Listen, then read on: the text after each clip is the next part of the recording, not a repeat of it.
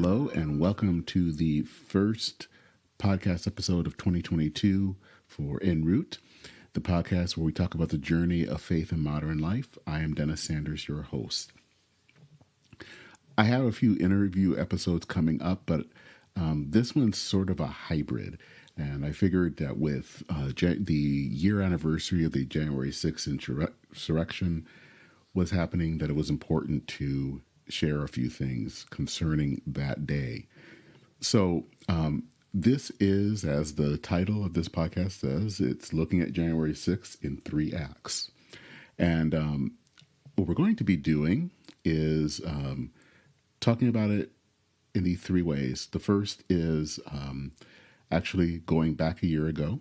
I recorded something then for, as many of you know, I'm a pastor, and I usually do I was at that time doing a prayer thing online, and I did one for that on that day, and talked about what was going on.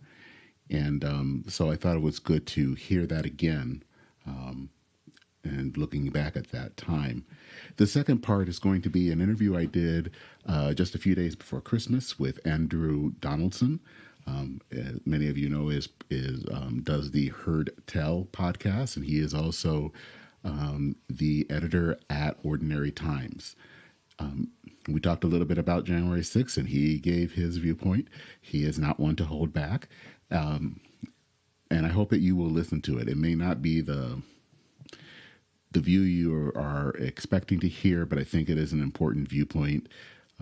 It is something that he does see the event as important, but I think it's important to hear how his spin on it, his viewpoint.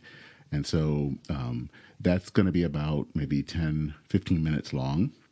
And then we will conclude with my own thoughts about January 6th today, and kind of where we're headed. And so that is the 3 acts. So before we go into our first act, just again, consider subscribing if you haven't subscribed to whatever platform, podcast platform you listen to. Also, just wanted to let you know that I have started a new, kind of a different system for donations, if anyone's ever interested. The links are in the show notes, and you can make a one-time donation, or you can also join a membership. I probably will be starting to do some, membership-only episodes or things, extras for people who want to become members. So that is just to let you know about that. So with all of that, let's go back to January 6, 2021, and these are my thoughts. And I believe I did this maybe around 5:30 or so. So it was a few hours after some of the kind of most intense parts of the insurrection. So let's hear from me back on January 6th last year.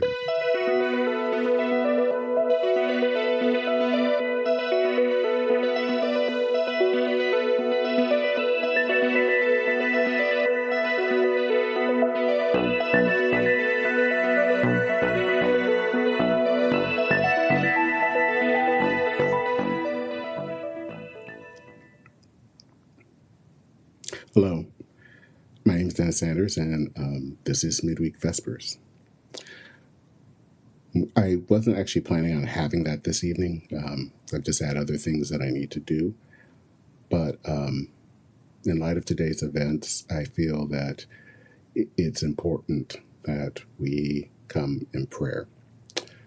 What I'm going to do is actually just share with all of you the note that I sent to people from my congregation about today's events, and a short prayer, and then we'll conclude with the Lord's Prayer. So let's begin. So, dear brothers and sisters in Christ, it has been a hard time to do work this afternoon, and I say that truthfully. By now, most of you know what happened at the Capitol building in Washington, D.C. It was stormed, breached by people that were coming from a rally to support President Trump. The reports of the vice president being rushed from the Senate chambers, the news of the lawmakers being held up in their offices, the storming of both chambers by these people, the shots fired and the people injured and now dead make me sick to my stomach. I am furious at what has happened and how politicians and so many others have enabled this sentiment to happen that allowed Congress to be breached. But right now, I'm also fearful for all of us as a nation. We have learned too well how to otherize people who have a different politics than we do, or who have different ideas from us, or who come from a different racial or ethnic background. Right now, we do not seem to be living up to the ideals of e pluribus unum, out of many, one.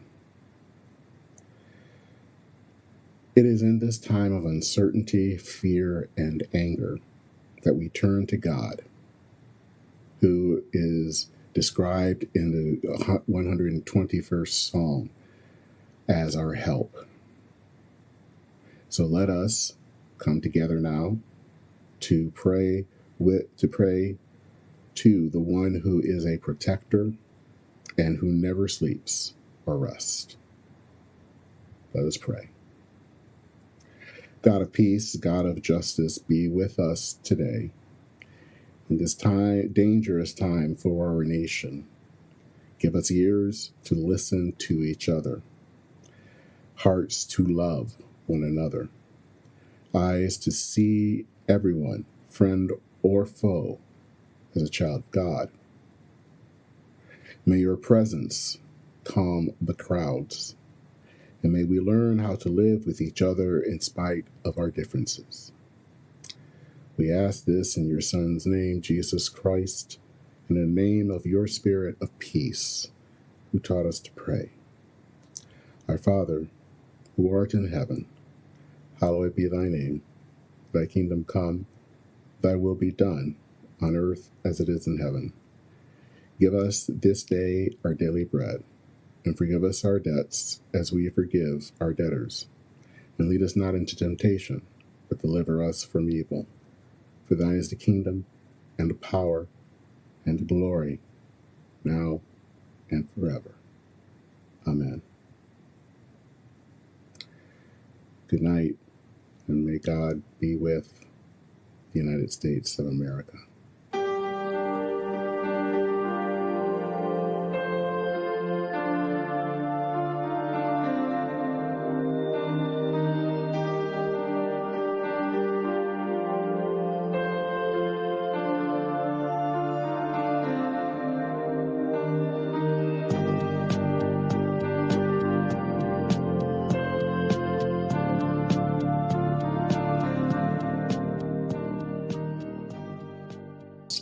So first off, I kind of wanted to talk about, because it's getting close to the year anniversary of the January 6th insurrection, there's been some updates on the kind of the investigation. We've all heard about the text with Mark Meadows, who both cooperated and didn't cooperate with the 1-6 committee.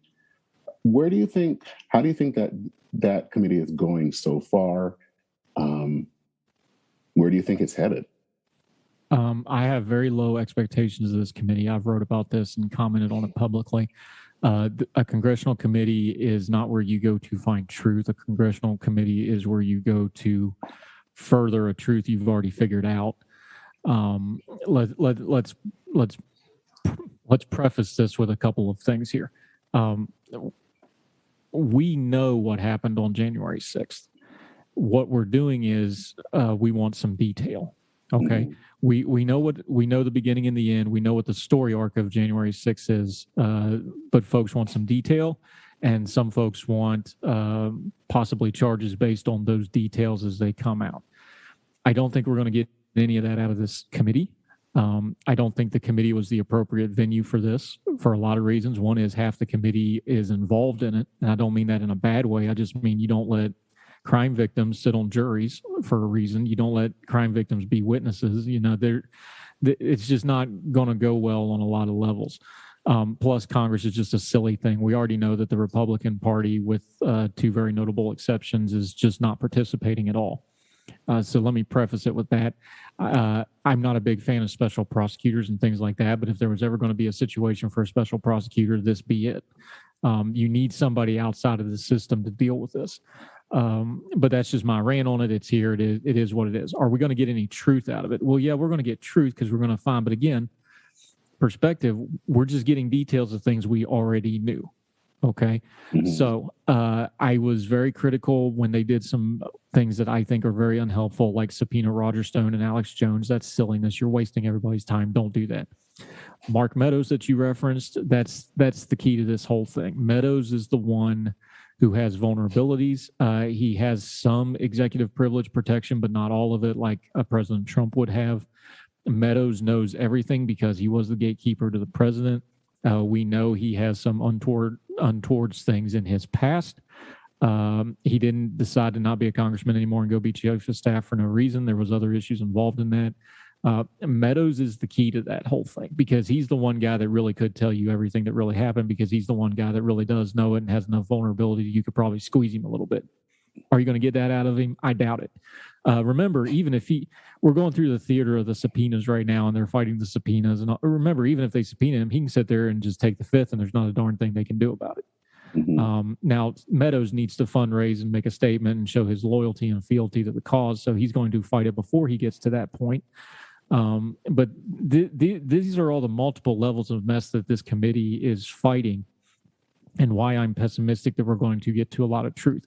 However, we have learned a few things. We do get the emails from Mark Meadows. We've got the emails from the some people call the greater MAGA unified universe, all the different characters, commentators, people like that. So that stuff's all interesting. But I'm just going to reiterate again, are we really learning anything new? No, we're not. Did we not know that President Trump was MIA most of that day? We knew that. Did we not know that, this thing, when it started on the mall, that it was planned to be a march to the Capitol and it got out of hand? We knew that. We know, not so much from the committee, but from the criminal trials that are going on now, and there's 700 some of them, different charges. There's a database. You can go pull the database and look. We now know what that mob was made up of because of the criminal charges. We now know that you called it an insurrection. I still call it a riot, and here's why. Let me just get this out of the way real quick. I think the charges have brought this out. You have different groups of people involved in this. You had, yes, there was the people that just walked through the Capitol and walked out, and what they were kind of the tag-alongs. Yes, there was that group. There was a large group of people that was there to cause trouble. They just wanted to smash and destroy things and make a nuisance of themselves and all that. That's another large group of people. Hold on one sec. Sorry about that. There was another smaller group inside of that group that really did think they were going to affect an election, overturn the election, whatever. Now, those people you could probably call insurrectionists, but they were a smaller group of number. And we're seeing now in the criminal cases, just like this, the more severe sentences are going to people who actually attacked police officers, who actually did violence to police officers. They're getting the more severe 3, 4, 5-year sentences. Most of these other people are getting what you call nuisance complaints, public nuisance complaints, trespassing, things like this. They're pleading out for time served. They're getting 90 days, a year, or whatever, these sorts of things. The buried lead on all of this, the system's working. I know we don't want to talk about this aspect of it because it makes for bad copy and we don't get a lot of reads saying it. The system's working. Remember, Congress reconvened that same night. As horrible as it was, Congress was back in the chamber that night. And the legal system is dealing with these people. So we need to keep that part of this perspective in it. To bring all of that back to your question, the January 6th committee, what do I think? don't know that they're going to do much more than just put a little extra color on what we already know. I think they're going to get stonewalled on the big things. And then, of course, we understand the clock's ticking because it does not look like the Democratic Party is going to hold Congress for the election. So they really got about 4 or 5 months tops, because you're not going to get Congress to do a whole lot of stuff this summer in an election year. My expectations are low, and they're meeting them. Do you think that things would have been better served if we had had a commission, sort of in the way of 9/11? Look how good that did. Mm. I mean, we had a JFK commission, we had a 9/11 commission, we've had a couple other commissions over the government committees don't solve things. I think a lot of people want a reckoning. You are not getting a reckoning for January 6th. January 6th is something that happened. It was horrible. I wrote some of the strongest language stuff I've ever written about politics about January 6th. I was horrified by it. I hate it. Thing that happened, and time has passed since then. We're almost 2 years from it now, or a year from it, excuse me. People want there to be this massive reckoning on it, and it's just not going to happen. Mm-hmm. What's going to happen is people are going to adapt to it. They're going to internalize it. They're going to compartmentalize it. They're going to filter it through their normal priors for their politics going forward. We're going to talk about it endlessly, clearly. But no, there is not going to be this massive reckoning where the people who think this was the worst insurrection in the history of the country, we're going to have this massive public trial and you're going to get full justice. That's never going to happen. Nor are you ever going to get, for the folks that think it was just tourists walking through the Capitol, which is ridiculous, by the way, but we hear that. Nor are you going to get an exoneration, because the truth is very much in the middle of that is, you had some very bad people with very bad intentions. You had a larger group of people that got caught up in it and went along for the ride for various reasons. And then there was a very small group of people who idiotically, I would say, really, really thought they were going to overthrow the United States government, which was never going to happen. That's what you're dealing with. You're never going to get full closure on this, but we better get right with what we individually think about it, because there's never going to be consensus on it. Kind of related to that, there's been a lot of discussion, especially lately, but over the last year, kind of about what I want to say is doom scrolling for democracy. Yeah. Several articles that have been written, I think and I cannot remember the name of the author, but the one that was written in the Atlantic, actually next month's Atlantic issue is pretty much devoted to the fate of American democracy. People are concerned about 2024, what could happen. Do you think that? I guess I'm always wondering: are we hyperventilating about this issue, or is it something that we should be worried about? Yes. The answer to both questions is yes. Here's the. Not to over dramatize this. If you get a cancer diagnosis, what's the first thing the doctor tells you? We're going to work out a plan. Mm-hmm. Okay. Well, everybody's jumping on the disease here, which is there's people who don't respect our democratic government and elective government. That's the problem. We have people that don't respect our country, our government, and by extension, do not respect each other. Right. That's the problem. The symptom was January 6th. That's how it, demonstrated itself. January 6th, we saw the worst. I don't want to say the worst possible outcome, because we should have had a whole lot worse outcome than what it was, thankfully. But the bad outcome of it. But what everybody wants to do now is they want to just jump to the cure and not understand that there's going to be a process involved here. Okay, you have to treat a disease. You have to, doctor it. You have to handle it. We just want to skip to the part where we're curing everything. There's no cure here. This is generations of stuff built up. It's going to take generations to fix it. I think we're doing ourselves a very bad disservice. Look, again, I want to reiterate this because I don't want what I'm going to say taken out of context. I was horrified by it. I have very strong writing on it. You can go check what I'm saying against what I've written and said. I hated it. I watched a lot of that. I was actually in the middle of all that. I had to get in the car with my teenager and go to one of the thing that she does. And I ended up watching about half of the worst of that with my kid in the car, my teenage daughter. So I'm trying to explain that to my own kid. Like I hated what I was watching, and I have to explain that to my child.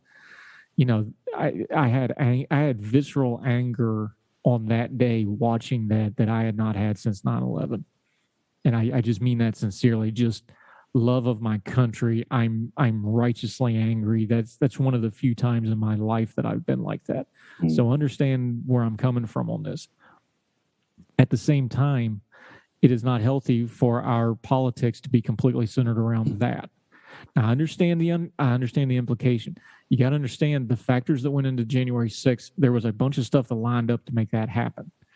We can correct a lot of what lined up to make that happen. We can elect better officials. We can check ourselves on social media. We can better identify when things happen. Let's take one little piece of this real quick, because I think it goes to what you're asking here. We talked about the January 6th committee or commission or whatever we're calling them now. What's the biggest piece of this that we've always known? It's right in front of us. Well, the Capitol Police fighting the mob, right? That's the main image from that day, the Capitol Police fighting the mob. We just know through our own eyesight why that was. The Capitol Police is controlled by Congress. Every law enforcement and supported agency that was designed and controlled by the executive branch was nowhere to be found. Mm-hmm. Okay. I don't need a committee to figure that out. The one thing they couldn't control was who was fighting the mob. Okay. I don't need the committee for that. That is as plain as we can make it. Somebody said something to keep them out of the way. Had to be. Just comment like that. Does not go to Congress right now and throw something across the rotunda and watch what happens today. The only way that you don't have a massive coordinated response is because somebody told them not to do it. That's it. That's just common sense. You can have your politics, whatever. That's just facts. Okay. If the congressional controlled law enforcement was the only ones on the line, for the most part, there's a few exceptions because people just jumped in. That tells me what I need to know. I don't need a January 6th committee for that. Now, the committee is going to find out the where, and how for some of that. But people's politics get involved because as soon as I say executive, what are they going to start thinking? So you're saying Trump told them not to Hold on. What am I saying? The evidence demands a verdict. Our politics do not demand a verdict. Our politics demand a continuation and narrative for what we want our politics to be. So when the Atlantic, I think this is counterproductive. I don't want to pick on the Atlantic because I like the Atlantic. I'm sure the New York Times, every publication is going to run something about January 6th on January 6th. They're all going to do this. I don't think this is helpful, though, because we're going to relitigate it based on the priors we had anyway, instead of relitigating it as a learning lesson of what we should do differently. And I know people are going to say, well, Trump this and Trump supporters that and the worst. I don't know how productive that is, because, again, you had a specific set of circumstances that set up this awful scene. And we understand people got hurt and other things. How does relitigating it do anything other than just harden the bastions that people, it just puts the ramparts up where people are already at anyway. So I get that we want to speak out for democracy. I do that as much as I can. I just don't know that the constant relitigation is going to, because the people that aren't super investigated in relitigating it are just going to start tuning that out. And you can see it in the poll numbers. The population of the country has tuned out the January 6th stuff. They just have. They've got a pandemic to deal with. They've got an economy to deal with. There's an election year coming up. A lot of people have just tuned it out and moved on. You're not getting that reckoning. And the people that are continuing to advocate for a reckoning that isn't coming, I think you get to a point where you're actually doing more damage than good with it.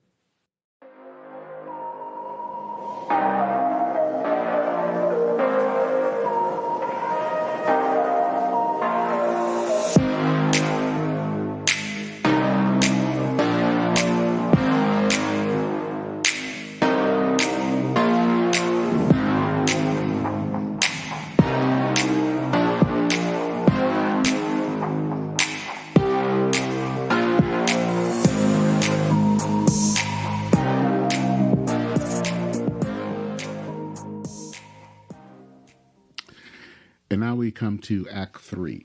And this is I'm kind of titling it "Waking Up to a Nightmare," and actually, it's part of something I'm writing that's dealing with a larger theme, but I think it also suits to January 6th.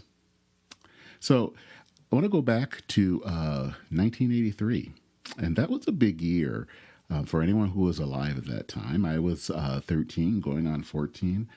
That was the year that the last of the original Star Wars trilogy movies, The Return of the Jedi, was released.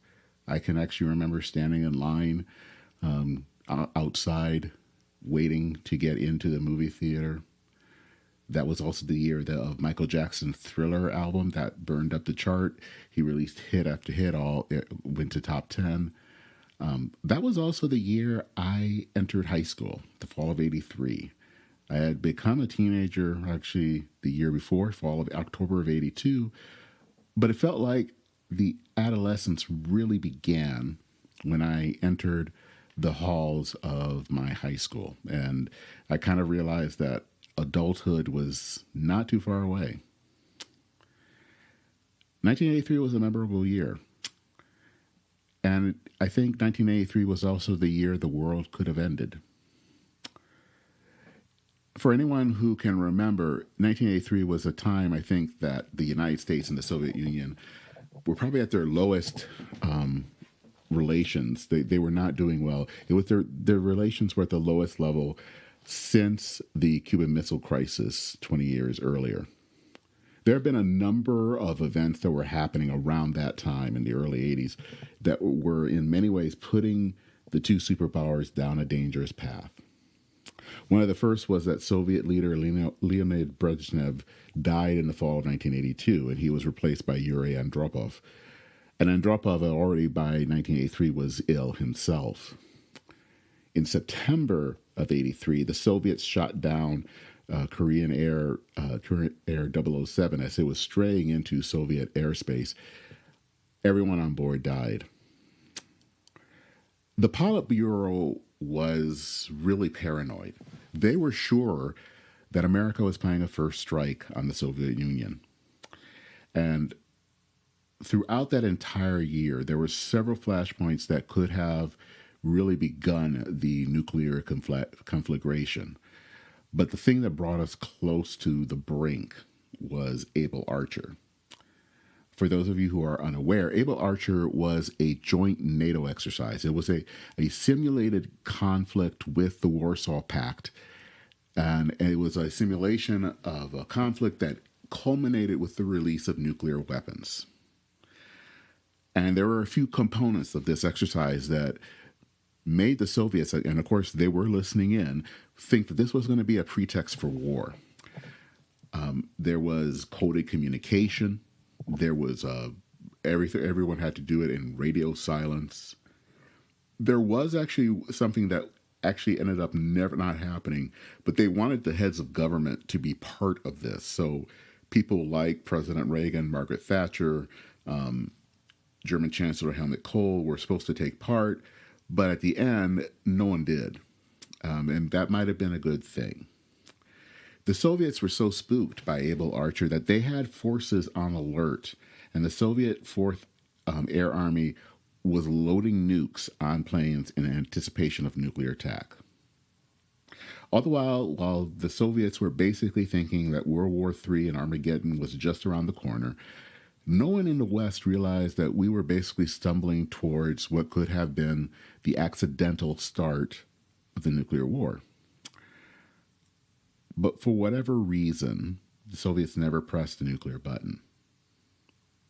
But even if we weren't here in the West, and the United States weren't aware of Soviet paranoia, it might have been maybe because we were so fixated on the threat of nuclear war.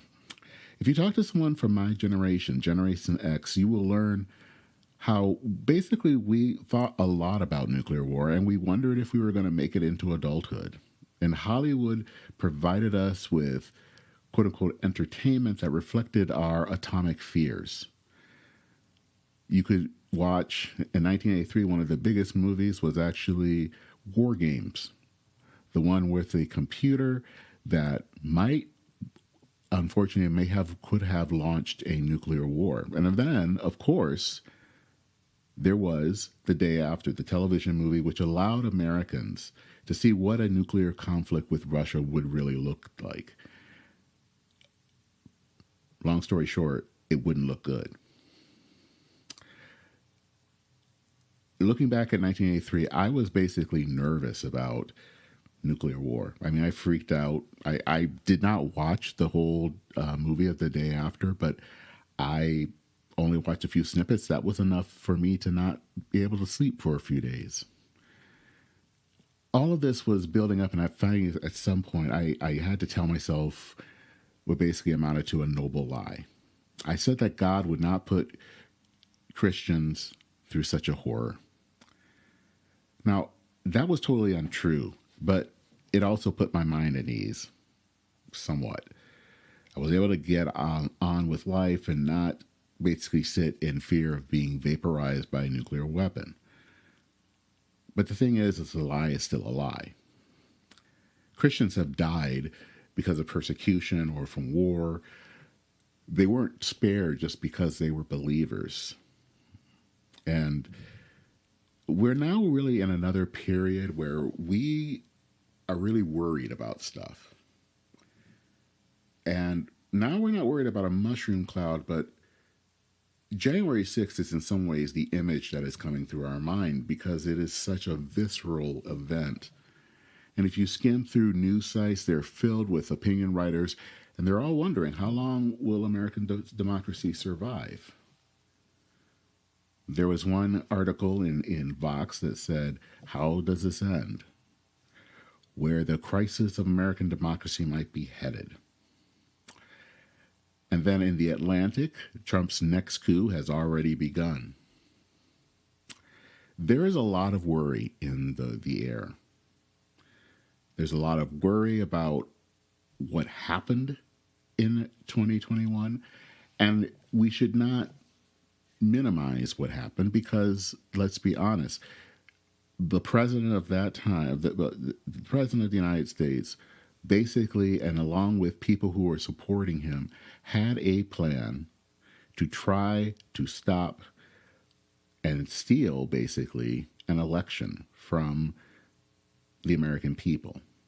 They were trying to find ways to invalidate millions and millions of votes, all so that then President Trump could stay in office. All of this was done because of one man who had a hard time understanding that he could lose.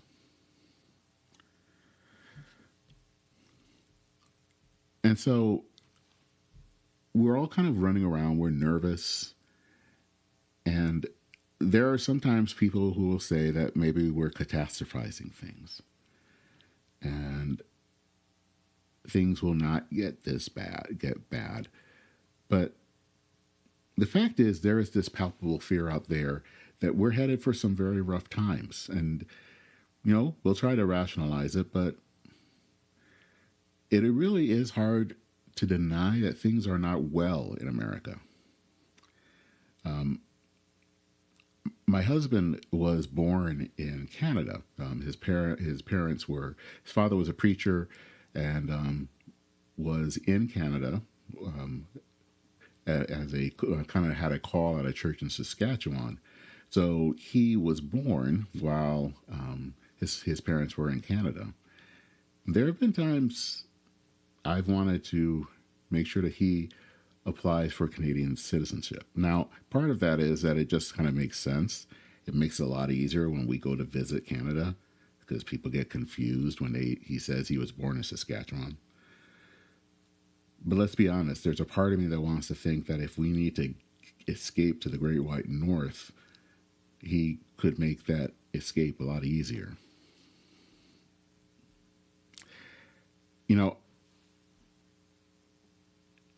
It's easy and a temptation to rationalize and say that, just like with nuclear war, that it won't happen.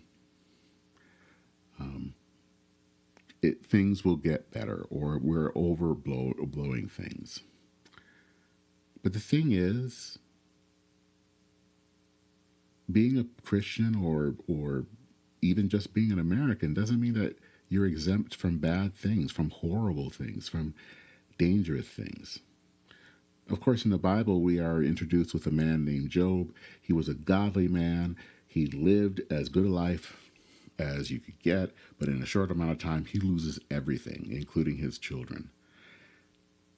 He wasn't protected from tragedy just because he feared God or whatever. And just because we're Americans doesn't mean that we won't face something that could be a catastrophe.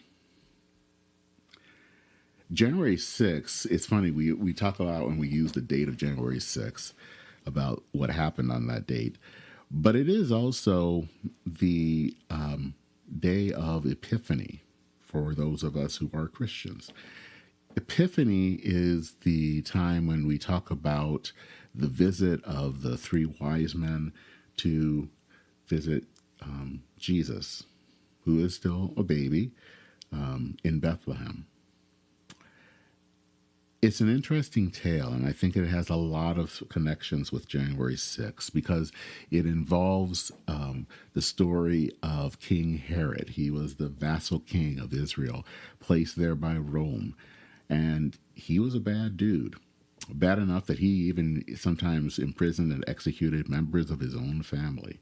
He was always afraid that someone was going to usurp his power. And when the three wise men come and they ask him about where is the King of the Jews, in fact, the Bible says that he was troubled, and so was all of Jerusalem. He was troubled because he knew that he could lose power. He was worried that he would lose everything. So after consulting some of the scribes and learning about the scripture, he tells the wise men to go and find the king and let me know where he is so that I can worship him. Of course, which was a bold-faced lie. He didn't want to worship the king. He just wanted to find out where he was because this guy, Jesus, was a threat. When the wise men actually took another route to go home, they were supposed to visit the king and they didn't. And the king is so upset that he decides to call up the army. And the army is called up with instructions to go and kill every baby in Bethlehem, every baby boy in Bethlehem under the age of 2, which is exactly what happened. It's a horrible event. It's a horrible thing to think about in the midst of all the children, the Christmas story that we like to talk about.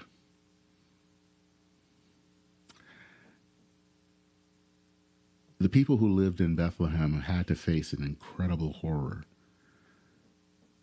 To see babies being killed simply because of a leader who could not understand and who could not deal with a threat to his power.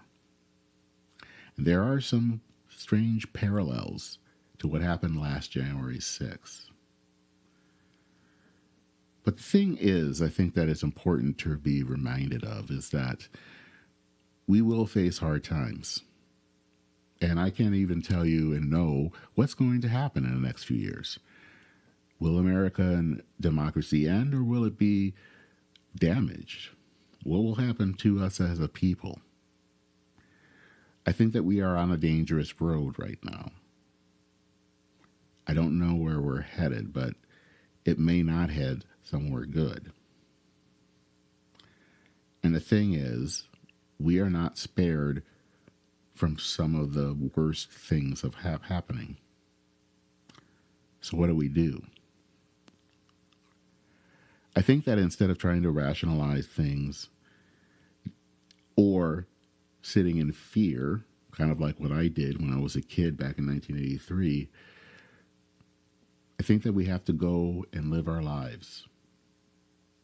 Now, as a person of faith, as a Christian, I believe that we live in the way that God intended us to live, to care for others, especially the poor, and to love one another. I think we should know that things will happen. Terrible things will happen. But how do we live during those experiences? How do we help each other? How do we not lose our souls in the process? What happens, especially in the next 2 years, 2.5 years, as we prepare for the 2024 presidential election, as we prepare that Donald Trump may yet run again for president, as we face yet another election night where we have to deal with what could happen. The thing that we have to put our trust in is not that we will be spared from horrible things, but we can put our trust, at least as a person of faith, in God, and we can put trust knowing that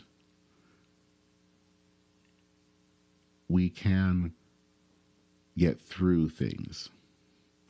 And we can trust in knowing that evil doesn't win. Yes, it may have a few times when it will win and it will look like it's winning, but ultimately in the end, evil will be defeated. It may not feel like that right now, but I think it will. That doesn't mean that none of us won't be worried and one of us won't be scared. But instead of trying to deny that we won't face bad times, maybe what we need to do is to ask for strength as we go through bad times, because they will happen. And we may yet have to deal with some constitutional crisis that this nation probably has never seen before. But we can get through that knowing that even if evil does its worst, it will not win. It will ultimately lose. That is what we put our trust in. 1983 could have been the year the world ended. Thankfully, it didn't. 2024 could be a year that will change America forever. I pray that we have the strength to deal with whatever happens, that we will remain, that we will keep, that we will have and not lose our hearts, not lose our trust in others, and not lose our trust in God. Hard times will happen. We pray that God will see us through. That is it for this episode of En Route, Journeys of Faith and Modern Life. My name is Dennis Sanders. If you want to know more about the podcast, please visit our website at enroutepodcast.org. I'm working on getting a different email address than the one I currently have. But if you have any questions or even any comments, I would love to hear some comments. Feel free to drop me a line. You actually might hear me read your comment on the podcast. That is it for this episode of En Route. Take care, everyone, and Godspeed.